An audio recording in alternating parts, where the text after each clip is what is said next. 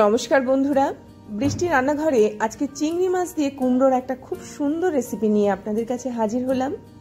কাছে দূরে যে যেখান থেকে আমার এই ভিডিওটি দেখছেন, আশা করি সবাই ভালো আছেন, সুস্থ আছেন। একদম অন্যরকম রেসিপি, মুখে একদম আলাদা স্বাদ নিয়ে আসবে। চিংড়ি মাছ, কুমড়ো এবং তার সঙ্গে একটুখানি রাইস দিয়ে যারা ধরুন খুব খেতে ভালোবাসেন তাদের জন্য আজকের এই রেসিপিটা। সবার প্রথমে কড়ার মধ্যে আমি সামান্য একটুখানি তেল দিয়ে নুন আর হলুদ দিয়ে ম্যারিনেট করা চিংড়ি মাছগুলো এর মধ্যে দিয়ে দিলাম। খুব বেশি চিংড়ি মাছ আমি ব্যবহার করিনি, তো এটা মোটামুটি মাঝারি সাইজের চিংড়ি। তো এরকমভাবে চিংড়ি মাছগুলোকে আমি প্রথমে একটুখানি ভাজা করেই রেখেছিলাম, সেটা কি আরেকবার একটুখানি ভাজা করে নিলাম। এবারে এটাকে আমি তুলে দেব।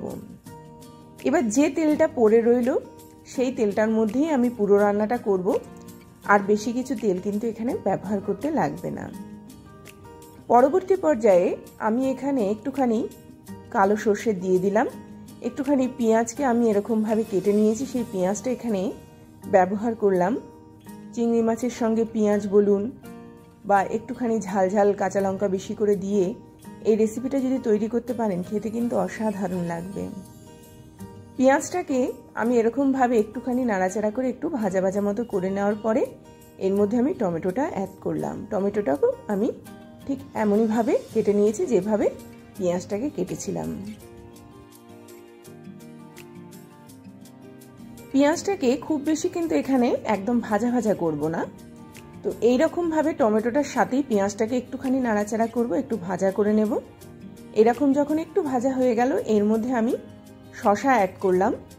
শসা এই সময় শরীরের জন্য ভালো, সেই জন্যই কিন্তু শসাটা আমি এই রেসিপিতে নিয়ে নিলাম। তার সাথে সাথে শসাটা কি করবে, এই যে আমি চালের রেসিপিটা তৈরি করব, চালটাকে খুব বেশি ড্রাই হতে দেবে না, একটুখানি নরমভাবে নরম ভাবটা চালের বজায় রাখবে, তার সাথে সাথে ময়েশ্চারটাকে ধরে রাখবে। তো শসাটা অবশ্যই দেবেন। তার সাথে দিয়ে দিলাম আমি কুমড়ো। প্রত্যেকটা সবজি শরীরের জন্য ভালো। এবার একটু মুখরোচক করব, তার জন্য কাজু কিশমিশ অ্যাড করলাম। দিয়ে এটাকে খুব ভালো করে একটুখানি নাড়াচাড়া করে নিতে হবে। দু চারবার খুব ভালো করে একটু নাড়াচাড়া করে নেওয়ার পরে আমি এর মধ্যে আদা বাটা আর একটুখানি জিরের গুঁড়ো দেব। খুব বেশি মশলা এখানে দেওয়ার দরকার নেই, খুব বেশি মশলা এতে লাগেও না। বিশেষ করে যে কোনো সময় খান না কেন, যাদের প্রচুর খিদে পায়, যে কোনো সময় খেতে ইচ্ছে করে, তারা এই ধরনের জিনিস খাবেন। এতে করে কি হবে, আপনার একটুখানি সবজিটাও শরীরের ভিতরে ঢুকলো, তার সাথে সাথে খুব মুখরোচক একটা খাবার। যারা ধরুন একদম ডাইরেক্ট ভাত খেতে চান না, একটু অন্যরকমভাবে ভাতটা তৈরি করে খেতে ভালোবাসেন, যারা রুটি খেতে ভালোবাসেন না, একটু অন্যরকম মুখরোচক খাবার চান, অথচ যাদের হাতে একদম সময় নেই, তারা কিন্তু এই রেসিপিটা তৈরি করতে পারেন। চিংড়ি মাছটা, ভেজে রাখা চিংড়ি মাছটা এখানে আমি দিয়ে দিলাম। দিয়ে দেওয়ার পরে এখানে আমি 2 টুকরো আম এখানে অ্যাড করলাম। দেওয়ার পরে এটাকে খুব ভালো করে নাড়াচাড়া করব।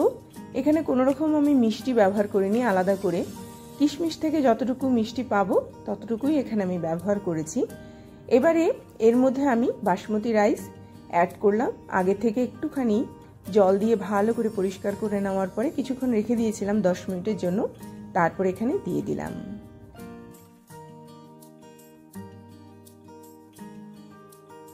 এটাকে যদি একটুখানি রিচ করে তৈরি করতে চান, তাহলে এর মধ্যে একটুখানি কেওড়ার জল দিয়ে দেবেন।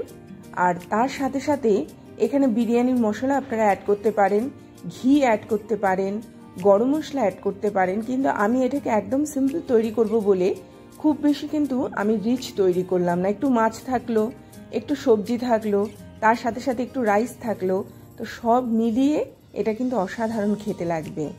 একটু টমেটো সস ইউজ করলাম, একটুখানি কাঁচা লঙ্কা দিয়ে দিলাম, যাতে যখন আমরা খাবো খুব বেশি টক বা খুব বেশি নোনতা না হয়, ব্যালেন্সটা যাতে খুব সুন্দরভাবে বজায় থাকে। তো সেই হিসাবেই কিন্তু টমেটো সসটা আমি এখানে ব্যবহার করলাম। আবারও খুব ভালো করে নাড়াচাড়া করে নেব। দেখুন দেখতেই কত সুন্দর লাগছে, যখন খাবেন না আরও বেশি ভালো লাগবে। এইভাবে ভালো করে নাড়াচাড়া করে নেওয়ার পরে এখানে আমি পরিমাণ মতো জল অ্যাড করব। এরকমভাবে একটুখানি নর্মাল ওয়াটার এখানে ব্যবহার করতে হবে। দিয়ে দেওয়ার পরে এটাকে খুব ভালো করে নাড়াচাড়া করলাম। নাড়াচাড়া করে নিয়ে এবার এর মধ্যে পরিমাণ মতো নুন অ্যাড করব।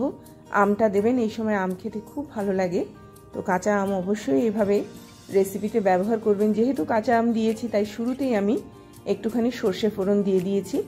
দুটোর কম্বিনেশন খুব ভালো লাগে খেতে।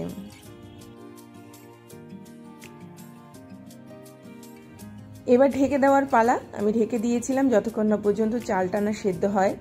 চালটা মোটামুটি সেদ্ধ হয়ে গেছে, কিন্তু আমি এতটা পরিমাণে জল রাখবো না এবং এটাকে পুরোপুরি কিন্তু একদম শুকিয়ে নিয়ে আসতে হবে। একটু চেক করে দেখলাম আরেকটুখানি হতে লাগবে, একটুখানি কুমড়ো বলুন বা তার সাথে সাথে শসা বলুন আরেকটু সেদ্ধ হবে। আমটা সেদ্ধ হয়ে গেছে, তো আমি আরও একটু কিছু সময়ের জন্য এটাকে ঢেকে দেব। একটু নুনটা চেক করে দেখে নিচ্ছি কেমন হয়েছে। তো খুব সুন্দর একটা গন্ধ এসছে, তার সাথে সাথে টেস্টটাও খুব ভালো লেগেছে। তো এরকমভাবে আরও কিছুক্ষণ সময়ের জন্য এটা ঢেকে দিয়েছিলাম। চালটা অলমোস্ট গলে এসছে, একদম কুমড়োটা নরম হয়ে গেছে। এবারে যেটা করব সেটা হচ্ছে বাকি যে জলটা রয়েছে সেটাকে পুরো শুকনো করে নেব। তাহলে বুঝতেই পারছেন এই সময় যদি এই রেসিপিগুলো এইভাবে খাওয়া যায় তাহলে শরীরটা কিন্তু খুব ভালো লাগবে, একদম হালকা থাকবে। আমি একটুখানি ফ্লেমটাকে বাড়িয়ে দিয়ে এটাকে ঢেকে রেখে দিয়েছিলাম।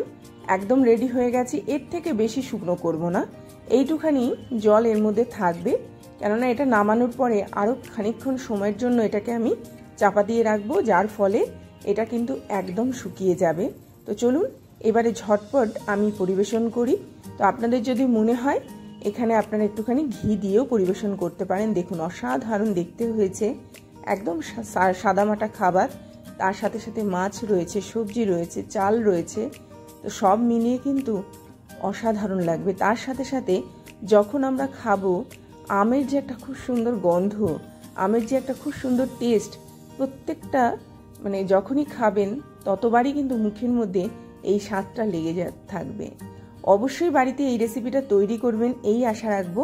তো এই রকমের নানা ধরনের রেসিপি কিন্তু আপনারা দৈনন্দিন জীবনে তৈরি করতে পারেন, যেগুলো বৃষ্টির রান্নাঘর আপনাদেরকে দেখিয়ে থাকে।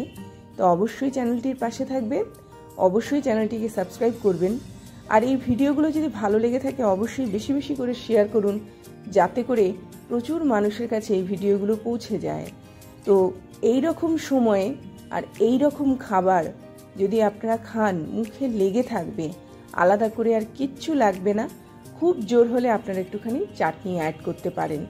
অসাধারণ এই রেসিপিটা অবশ্যই বাড়িতে তৈরি করবেন এই আশা রেখে আজকের মতো বিদায় নিচ্ছি। আবার আসবো একটা খুব সুন্দর ভিডিও নিয়ে। ততক্ষণ দেখতে থাকুন বৃষ্টির রান্নাঘরে। দেখুন রান্নাটা সামনে থেকে কতটা সুন্দর লাগছে। আসলাম তাহলে।